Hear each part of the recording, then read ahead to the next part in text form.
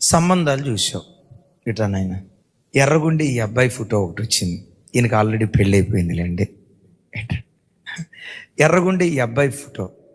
ఈ అబ్బాయి software engineer, నెలకొచ్చి 3,50,000 రూపాయల జీతం. ఈయనకి హైటెక్ సిటీలో 3 ఫ్లాట్లు, ఏమండి మలేషియా టౌన్షిప్లో 7 ఫ్లాట్లు, హైటెక్ సిటీ పక్కన 1/2 ఎకరం పొలం ఉంది, అమరావతిలో ఎకరం ఉంది, వైజాగ్లో 10 ఎకరాలు ఉంది. అంటారు కదా, కోట్లకు పడగెత్తిన ఆయన. ఈ ఫోటో వచ్చింది. ఈ ఫోటో ఇదే టైంలో వీడు చాలా బాగున్నాడు, కాకపోతే మా రంగు వీడికంటే ఇంకా నల్లగా ఉన్నవాడు, నల్లగా ఉన్నాడు.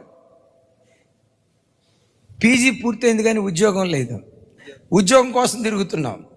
కానీ మంచి ఆత్మీయుడు, లేచిన ప్రార్థన, లేచిన దేవుడు, ఆదివారం చేర్చి పరిచర్య, బహునమ్మకంగా బ్రతుకుతాడు.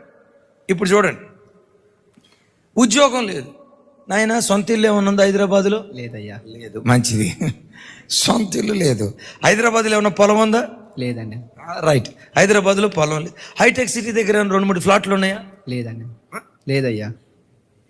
ఏమీ లేదు, ఒక్కటే ఆత్మీయుడు, అంతే. ఈ అబ్బాయి ఉన్నాడు చూసారా, ఈ అబ్బాయి ఉన్నాడు చూసారా, ఉద్యోగానికి ఉద్యోగం ఉంది, ఆస్తికి ఆస్తి ఉంది, ఇన్కమ్కి ఇన్కమ్ ఉంది, ఫ్లాట్లకు ఫ్లాట్లు ఉంది. అమరావతిలో ఉండే, వైజాగ్లో ఉండే, ఈ 2 ఆఫర్లు వచ్చినాయి. మీరు ప్రార్థన చేస్తారు. అసలు నేను అంటాను, అక్కడ ప్రార్థనే చేయరు. మొట్టమొదటి ఏం చేస్తారు?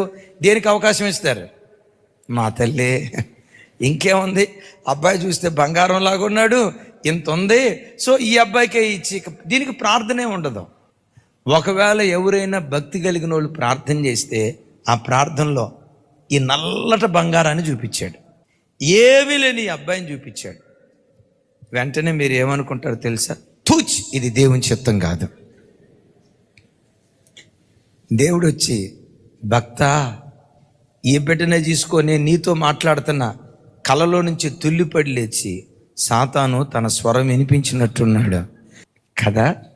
అమ్మా, నాతో సహా నేను ఏ విషయంలోనైనా ఈరోజు నష్టపోయిన స్థితిలో ఉన్నానంటే, దేవుని చిత్తాన్ని పక్కన పెట్టి స్వయానికి అప్పగించుకున్నానే, ఆ స్వయమే నాకు నష్టాన్ని తెచ్చింది.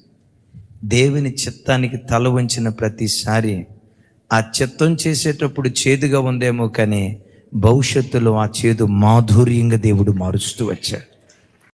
నీ కుమార్తెకు వివాహం చేయాలి,